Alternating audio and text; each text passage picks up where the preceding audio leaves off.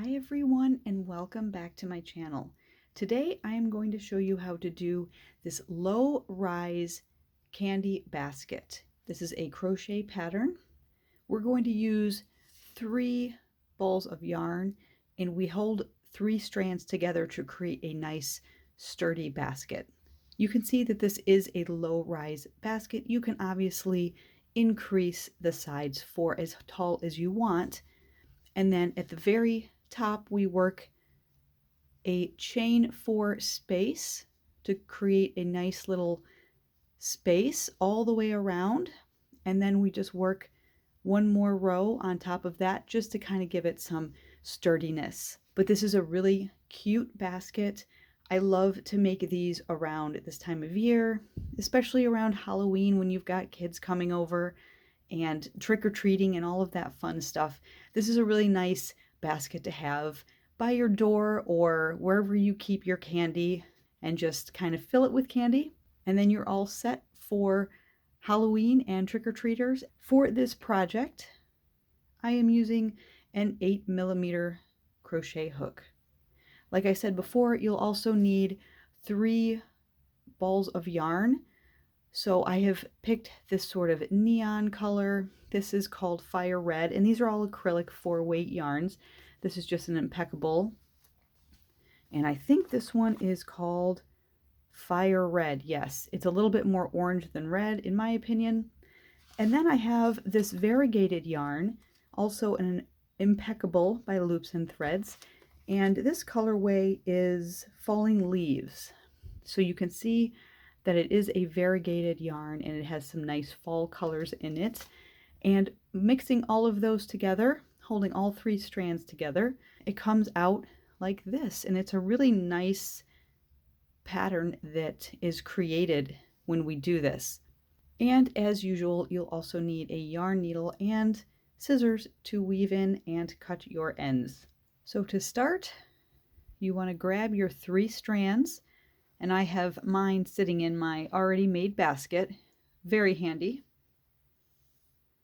You're going to take all 3 strands and make a magic ring. Make sure you treat those 3 strands as one. Create your magic ring, chain 1. The chain 1 does not count, it just secures that ring. We want to work 8 single crochets right into that ring.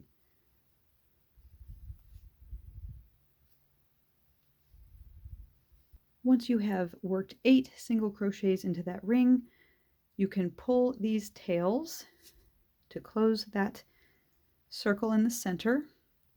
We're not going to slip stitch to join.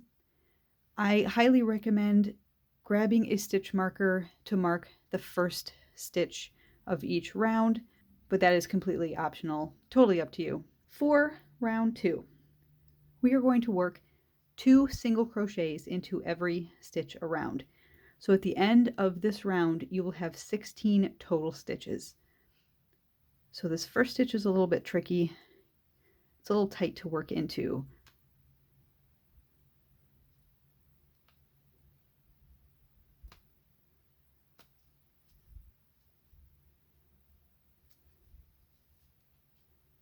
There's 1 single crochet, and I'm going to work 1 more into that first stitch. And now I'm going to work 2 single crochets around the next 7 stitches. I have worked 2 single crochets into every stitch around. I have a total of 16 stitches. This is the stitch that starts the next round. We want 2 single crochets into that first stitch, and if you're using a stitch marker, go ahead and place it on that stitch you just created. So there's my 2 single crochets, and then we're going to work a single crochet in the next. 2 single crochets in the next.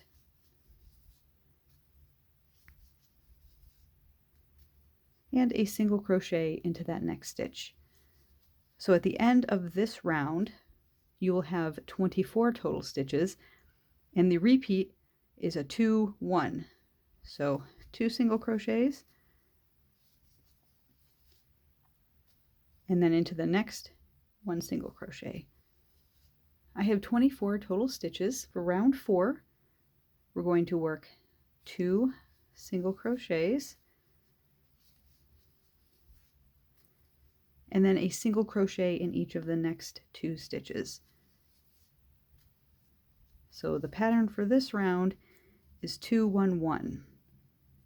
So 2 single crochets into the same stitch and a single crochet into the next 2 stitches. So work this pattern around, and at the end you should have a total of 32 stitches.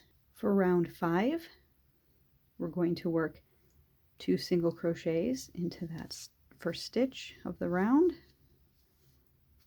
and a single crochet into the next 3 stitches.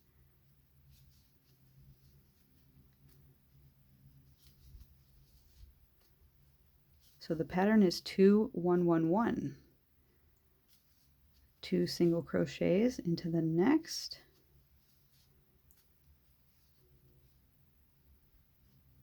and a single crochet into the next 3.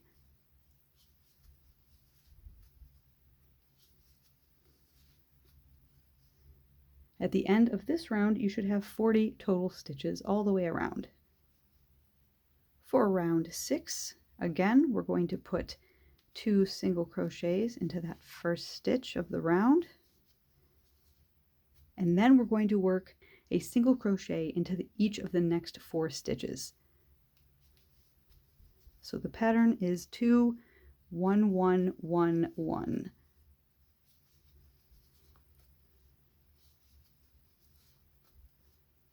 2 single crochets in the next stitch, and then a single crochet into the next 4 stitches.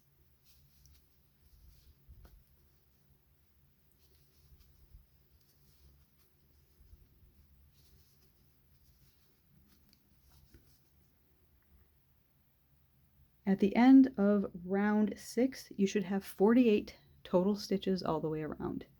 For round 7, again, we start with 2 single crochets into that first stitch of the round.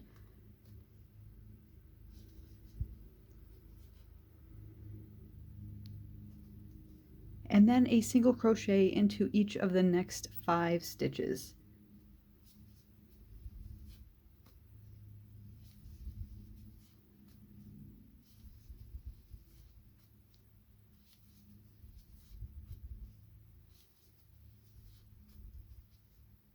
Two single crochets in the next. Make sure you get all loops.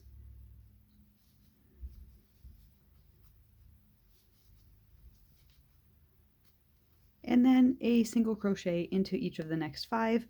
That is the stitch pattern all the way around. And at the end of this round, you should have 56 total stitches.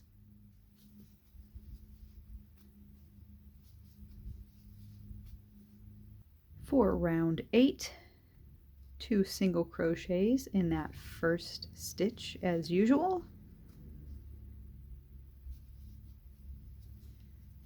And then a single crochet in the next 6, and that is the stitch pattern all the way around. At the end of this round, you should have 64 total stitches. Round 9 is the last increase round, and you may notice that you've got some weird shaping going on. Don't worry about it, it will work itself out as you start building the sides.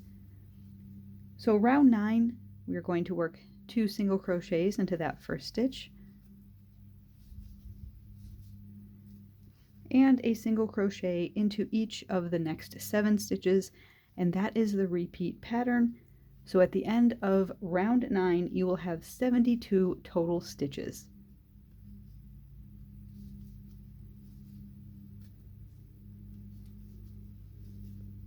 So at the end of round 9, you should have something that looks like this. Again, it might be a little bit wavy. Don't worry about it. 4, round 10. We're not going to join at this point. We're going to work a single crochet into every stitch all the way around, working in the back loops only. So here is our stitch right here. You've got these loops on the front and then the loops on the back. We only want to work, we want to split those in half basically, and just work into those back loops. Here's our next stitch. There's the front loops. Those are the back loops. So we want to split those, just working into the back, and work a single crochet. And by doing this, we'll get a nice edge on the bottom of our basket. So just keep working into those back loops, one single crochet all the way around. So at the end of this round, you will still have 72 stitches. And back around. This time at the end, we're going to join through both loops into that first stitch. And you should still have 72 stitches all the way around. I recommend counting all of your stitches going around to make sure that you have 72 total stitches. If for some reason you're short a stitch or two, just add in an extra single crochet somewhere along working into the back loops. So you can put 2 single crochets, back loop only, into one of these stitches if you are a stitch or 2 short. So just make sure that you have 72 total stitches all the way around. And you can see that it kind of creates this little edge. So I'm going to flip my work like this. So this nice side is actually going to be the bottom, and here is the inside of my basket. Here's the tails from where I started. And now we can work the pattern repeat for the sides. To start the pattern repeat, so this is going to be rows 11 through 19. I'm going to chain 1, and then I'm going to work 2 single crochets right back into that stitch.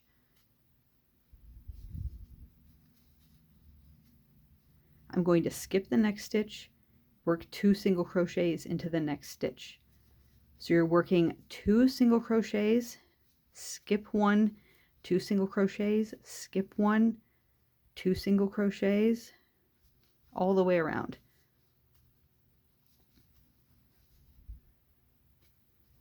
Skip 1, 2 single crochets into the next. And that's the pattern for rows 11 through 19. So just keep working this in the round, 2 single crochets, skip 1, 2 single crochets all the way around until you get to the end of row 19. So at the end of row 19, you should still have 72 total stitches running all the way around your basket. So I'm going to work my second single crochet at the end of this row to finish. I'm going to skip the next stitch and slip stitch into the next stitch. We have 2 rounds left for round 20. I'm going to chain 1, and I'm going to single crochet right back into that same stitch. I'm going to chain 4,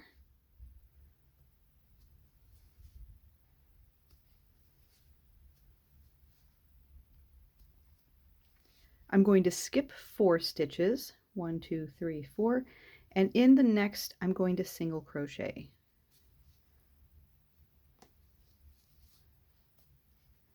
Now we have 1 chain 4 space. Chain 4,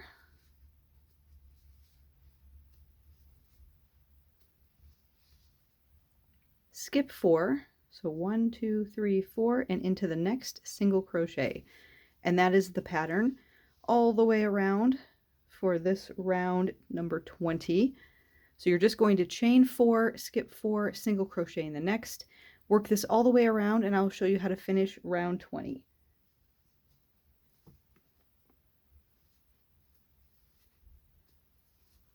When you get back around to where you started, so here's our first chain 4 space, you're going to chain 4, find that single crochet that we did to start, and you're just going to slip stitch into that. And now you've joined round 20. For our final round, this is round 21, we are going to chain 1. We are going to work a single crochet into that very same space that we just joined into, so that very first single crochet. And now what you want to do is work a single crochet into each of these chain 4 stitches. This can be a little bit difficult working into the chain stitches, so if you're having an issue working into those chain stitches, you can always just work in the chain 4 space. You just want 4 single crochets into that space, or a single crochet into every chain stitch. So 1, 2, 3, and 4. Like I said, some of these chain stitches, because they're chains, they're a little bit harder to work into. I've got my 4 single crochets. The next stitch will be our single crochet that we worked after our chain 4 spaces. I'm going to work 2 single crochets into that single crochet from the previous round. Now we're back to our chain 4 space. So I'm going to work a single crochet into every stitch on that chain 4 space.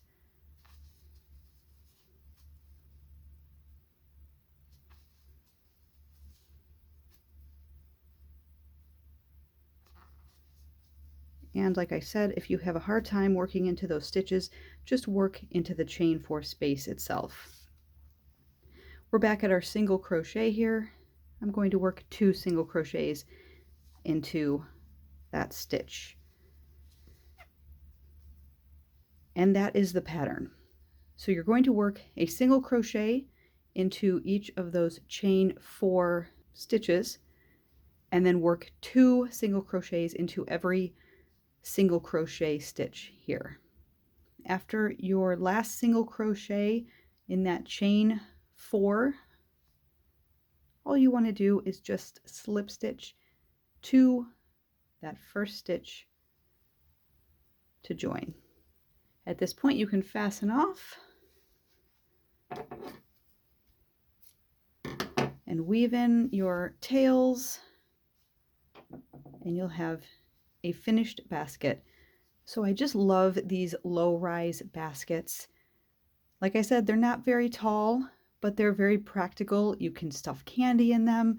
I've been using my first one that I made for my yarn, and I like how we've created this nice little accent part at the top, and it's also functional because you can pick this up and grab it from any side with those little chain 4 spaces.